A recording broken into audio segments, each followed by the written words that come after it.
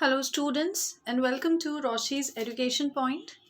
Today, we will be studying Chapter 4 of your Social Studies textbook, Class 8 History. Chapter name is What Books and Burials Tell Us. Now, we will start reading the box Mary in the Library. As the bell rang, the teacher asked the students to follow him because they were going to the library for the first time. अब जैसे ही bell rank हुई तो teacher ने बच्चों से बोला कि आपको उनको फॉलो करना है टीचर को। और वो लोग लाइब्रेरी में जा रहे थे। फर्स्ट टाइम अपनी लाइफ में बच्चे लाइब्रेरी के लिए जा रहे थे। When Mary stepped inside, she found that the library was much larger than their classroom. अब ये मैरी एक बच्ची है। इसने देखा कि लाइब्रेरी का जो रूम है वो इनके क्लासरूम से बहुत ज़्यादा बड़ा है। And there was so many shelves all full of books. हर बहुत सारी शेल्व्स हैं उस रूम में और सब शेल्फ के ऊपर बुक्स रखी हुई हैं। In one corner was a cupboard filled with large old volumes. अब एक कबर्ड में तो बहुत बड़ी और बहुत पुरानी बुक्स थी। Seeing her trying to open the cupboard, the teacher said, "That cupboard has very special books on different religions. Do you know that we have a set of the Vedas?" What are the Vedas? Mary wondered. Let us find out. अब Mary वो इतनी बड़ी बड़ी books को open करने की कोशिश कर रही थी कबर्ड को। तब उनकी टीचर ने बताया कि ये रिलीजन्स के ऊपर बुक्स हैं और इनको वेदास बोलते हैं। One of the oldest books in the world. You may have heard about the Vedas. There are 4 of them, the Rigved, Samved, Yajurved and Atharved. ये हमारे 4 वेद हैं। The oldest Ved is the Rigved, composed about 3,500 years ago. ये सबसे पुराना है। The Rigved includes more than 1,000 hymns called Sukt or well said. अब इसमें 1000 him हैं। इन हिम्स को बोला जाता है सुक्त। These hymns are in praise of various gods and goddesses. बहुत से भगवानों की तारीफ में कहे हुए ये हिम्स होती हैं। 3 gods are especially important. Agni, the god of fire, Indra, a warrior god, and Som, a plant from which a special drink was prepared. अब 3 important भगवान हैं यहाँ पर। अग्नि मीन्स फायर, इंद्र जो कि वॉरियर थे, जो लड़ाई करते थे, प्रोटेक्ट करते थे, एंड सोम एक प्लांट है जिससे कि हमें एक स्पेशल तरह की ड्रिंक मिलती थी। These hymns were composed by sages, that is rishis. Priests taught students to recite and memorize each syllable, word and sentence bit by bit with great care. Priest होते हैं जो हमारे मंदिरों के अंदर पंडित होते हैं, उन्हें प्रीस्ट बोलते हैं। वो स्टूडेंट्स को एक एक वर्ड अच्छे से लर्न करवाते थे। Most of the hymns were composed, taught and learned by man. ज़्यादातर हिम्स तो लोगों ने खुद ने बनाई भी होती हैं, पढ़ाया भी जाता है और उनको लर्न भी वो लोग करते हैं। A few were composed by women. बहुत ही कुछ ऐसे थोड़े बहुत हिम्स हैं जो कि वुमेन ने बनाई है। The Rigveda is in old or Vedic Sanskrit, which is different from the Sanskrit you learn in school these days.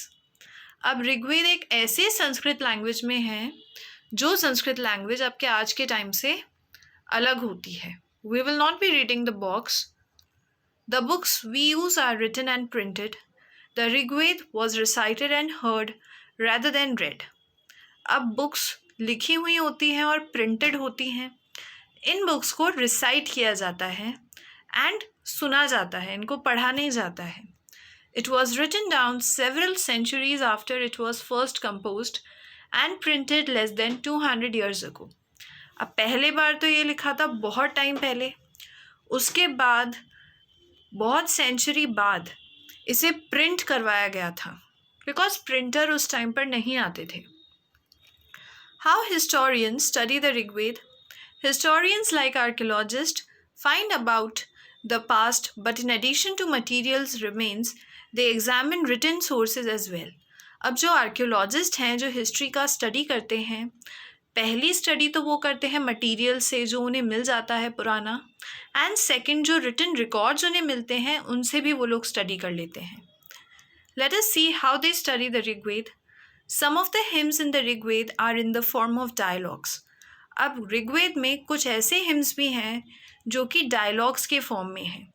This is part of one such hymn, a dialogue between a sage named Vishwamitra and two rivers, Bias and Satluj, that were worshipped as goddesses. अब दो reverse हैं जिन्हें हम भगवान के रूप में पूजते हैं, बियास और सतलज. तो इनकी बात हो रही है विश्वामित्रा से. तो इन दोनों के बीच में जो बात हो रही है वो एक हिम के द्वारा बताई गई थी. ये है वो, हम एक बार इसको रीड करेंगे. Vishwamitra, O rivers come down from the mountains like two swift horses, like two shining cows that lick their calves. आपको पहाड़ से ऐसे आना है जैसे दो हॉर्सेस हों आप, या फिर दो चमकती हुई काऊ हैं जो कि अपने बछड़ों को आकर प्यार करती हैं. You move like chariots to the sea through the power of Indra. You are full of water and wish to unite with one another. अब जैसे इंद्र क्या करता है, अपने रथ पर बैठ कर आता है, उसी तरीके से आपको आना है और एक दूसरे से आकर कंबाइन हो जाना है. The reverse who are full of water move along the path the gods have made for us. Once we start flowing, we cannot be stopped. Why do you pray to us, O sage?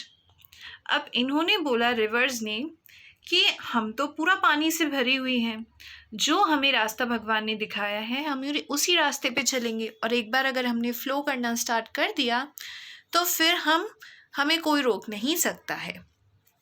Vishwamitra ने बोला, O sisters, please listen to me, the singer who has come from a distance with his chariots and carts.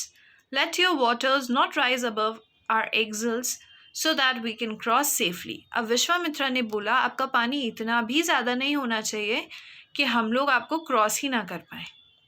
The rivers, we will listen to your prayers so that you can cross safely. Rivers ने भी बोला कि ठीक है, हम इतने ऊपर नहीं जाएंगे कि आप रिवर्स को क्रॉस नहीं कर पाओ. Historians point out that this hymn was composed in the area where these rivers flow.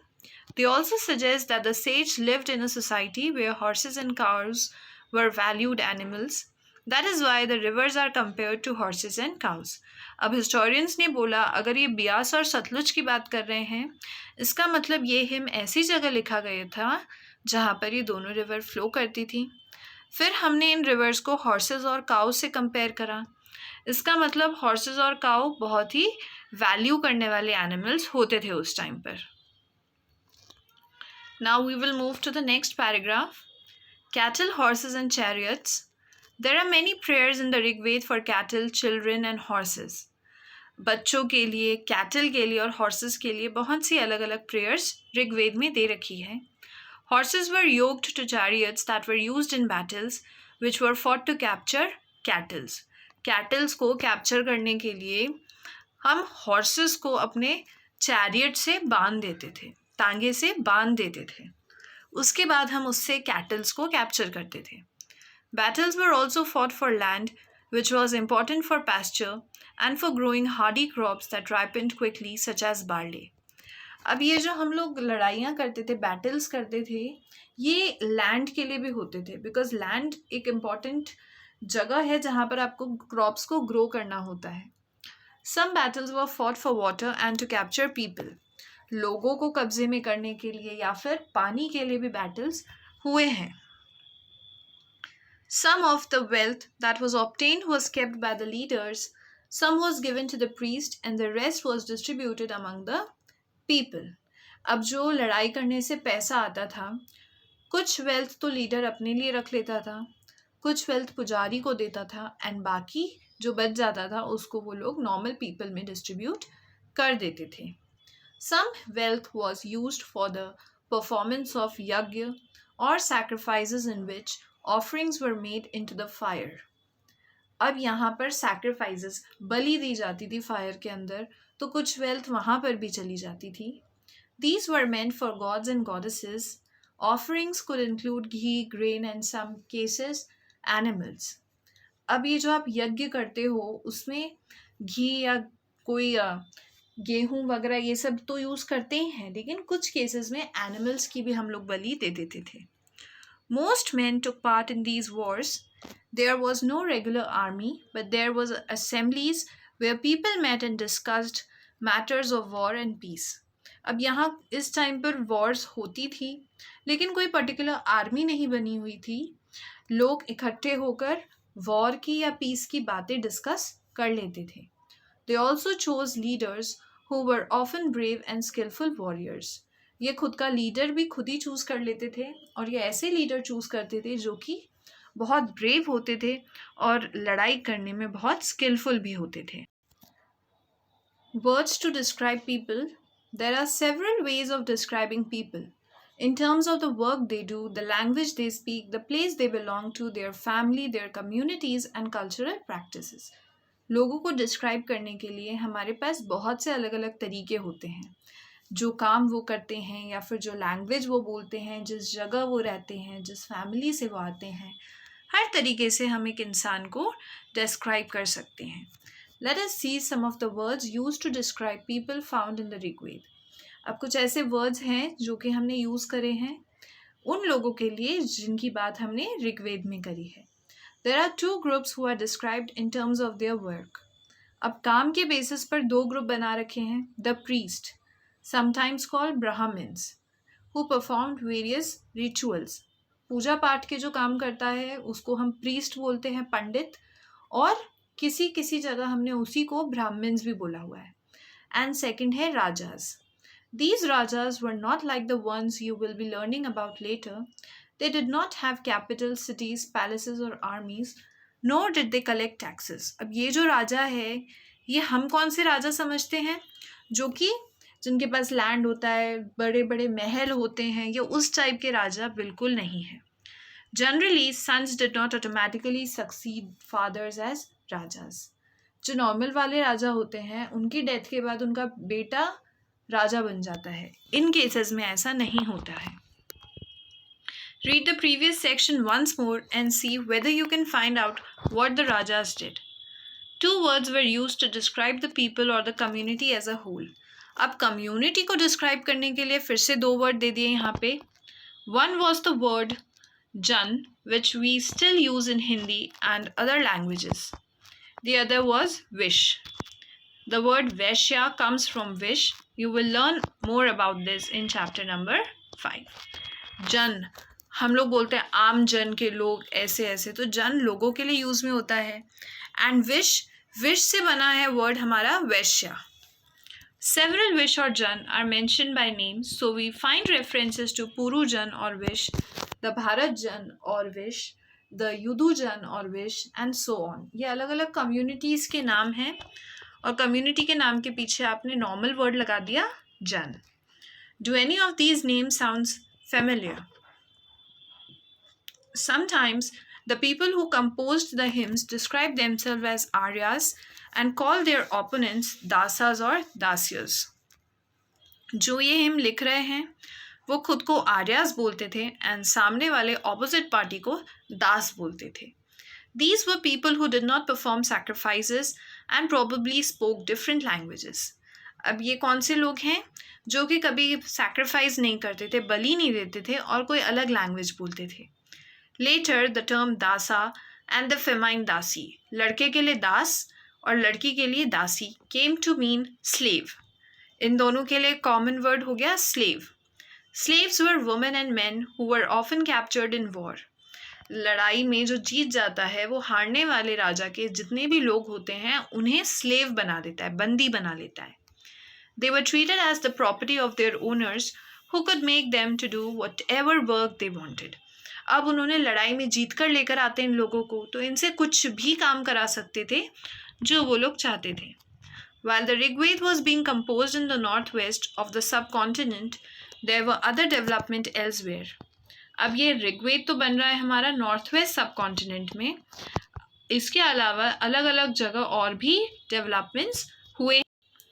Now let's stop here only. We will start the second part, Silent Sentinels, in the next video. The link will be given in the description box, so kindly switch to that Thank you so much.